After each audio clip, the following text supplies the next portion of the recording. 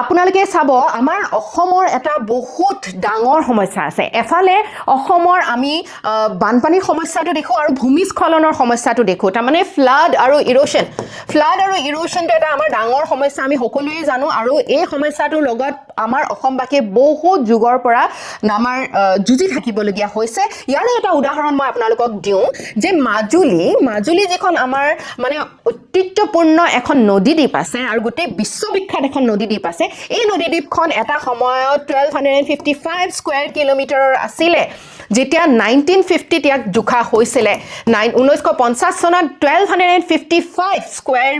কিলোমিটাৰৰ এইখন এখন নদীদ্বীপ আছিল কিন্তু আজি গৈ ই হৈ পৰিছে 480 ৰ পৰা 500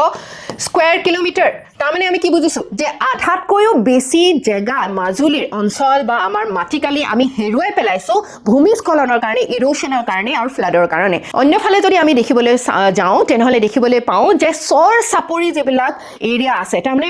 এফালে ব্ৰহ্মপুত্ৰৰ খহনীয়া কৰি পেলাই এফালে খহাই লৈ গৈ আছে কিন্তু এফালে গৈ পেলাই ডিপোজিট কৰি গৈ আছে বেলেগ জেগাত সেই যিবিলাক মাটি বালি ইত্যাদি লৈ আহিছে সেইখিনি গৈ পেলাই আকৌ ব্ৰহ্মপুত্ৰৰ নদীয়ে সেই নদীখনে বেলেগত গৈ পেলাই সেইখিনি ডিপোজিট কৰিছে যেনেকৈ সৰ চাপৰি যিবিলাক আমাৰ আইল্যান্ডস আছে বা স্যান্ডবাৰ্স আছে এই সৰ চাপৰি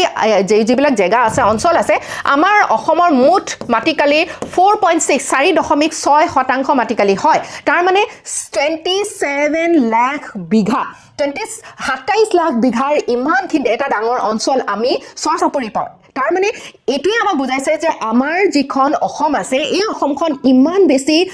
ক্লাইমেট বা আমাৰ যিখিনি যিটো বতৰ আছে এই বতৰৰ কাৰণে বহুতখিনি সমস্যাৰ সন্মুখীন হ'বলগীয়া হয় ভালনাৰেবল হয় যেটো কাৰণ আপোনালোকে চাব সৰ চাপৰি যিবিলাক এৰিয়া আছে তাতো যিসকল মানুহ বাস কৰে তেওঁলোকো বহুত প্ৰত্যাহ্বানৰ লগত যুঁজিবলগীয়া হয় কাৰণ এই সৰ চাপৰি এৰিয়াৰ যিবিলাক মাটি আছে বা ভূমি আছে বহুত বেছি নতুনকৈ গঢ়া যিহেতু এইবিলাক সৰ বা চাপৰি বা আইল্যান্ড বা স্যান্ডবাৰ এইবিলাক হয় বহুত বেছি কোমল আৰু বহুত সোনকালে এইখিনি আকৌ বেলেগ জায়গাত আকৌ খহনীয়া আমি দেখিবলৈ পাওঁ আৰু যিসকল মানুহে এই সৰ চাপৰিত বাস কৰে তেওঁলোকৰো বহুখিনি সমস্যা আমি দেখিবলৈ পাওঁ